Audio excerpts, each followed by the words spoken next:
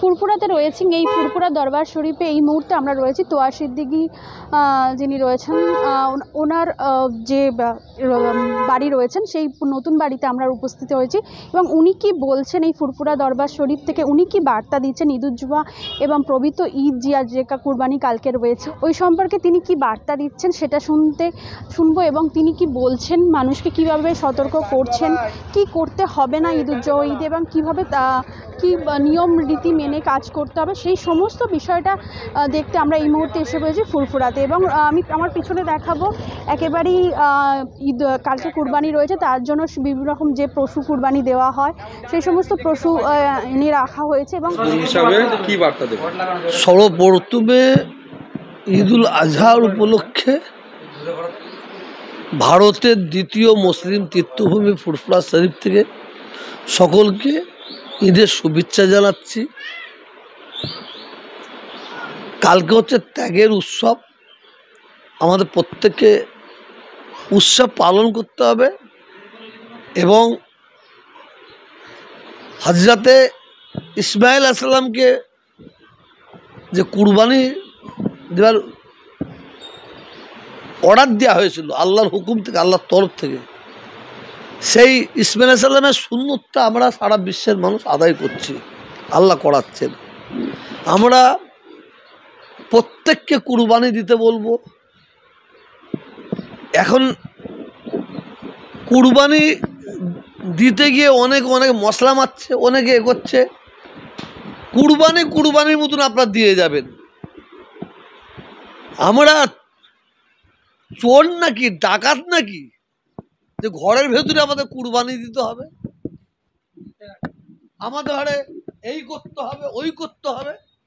কুরবানি আপনারা দেবেন, যে যেখানে পারেন আপনারা কুরবানি দেবেন। তো কুরবানি দিতে গিয়ে অন্য কোনো মানুষের অসুবিধা না হয় সেটা আমাদের লক্ষ্য রাখতে হবে।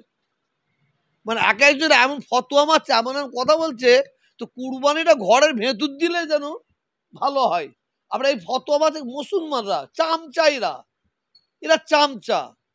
কুরবানি দেবেন, আমরা হযরত ইসমাইল আলাইহিসসালামের সুন্নত পালন করছি, আদায় করছি। অবশ্যই করবেন। আল্লাহ প্রত্যেককে কুরবানি দেবার আল্লাহ তৌফিক দান করেন। আবার কেউ কেউ বলছে আমরা প্রশাসন কিভাবে কি দায়িত্ব নেয় দেখবো, কোথায় কিভাবে কুরবানি দেওয়া হয়, যেন ওর বাপকে কুরবানি দেওয়া হচ্ছে, যেন হারামজাদার বাপকে কুরবানি দেওয়া হচ্ছে। কুরবানি আমরা দেবো, আমার বাড়ির সামনে আমি কুরবানি দেবো, উনি ওনার বাড়ির সামনে কুরবানি দেবে, এতে কি অসুবিধা আছে? পাঁঠা বলি দেওয়া হয়, ঘরের ভেতর ঢুকে দেওয়া হয়, এ কি?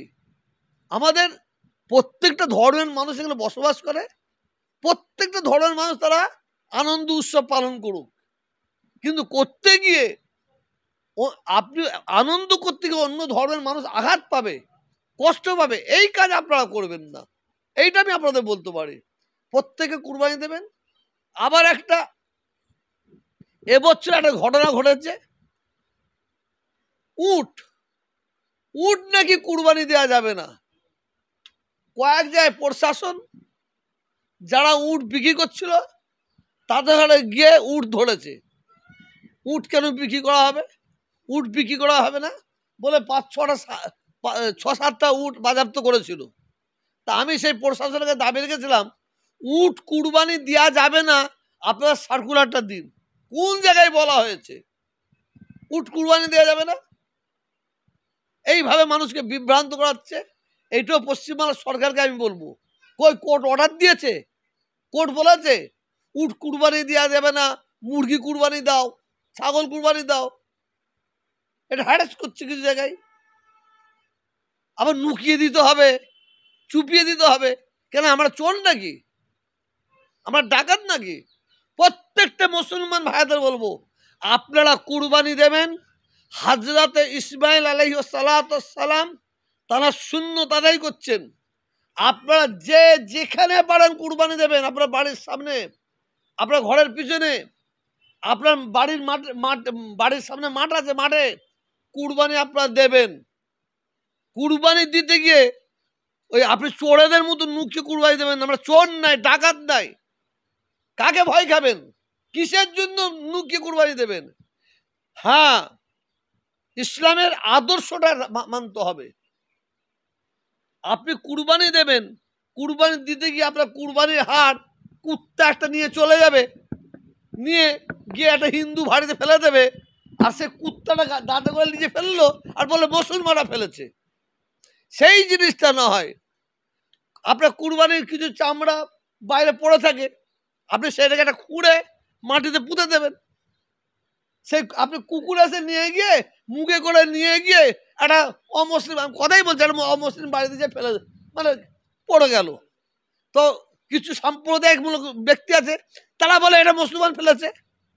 অতএব আপনারা কুরবানি দেবেন, কুরবানির রক্ত, কুরবানির হাড়, কুরবানির চামড়া যাতে ইদিক উদিক ছড়িয়ে ছিটে না থাকে,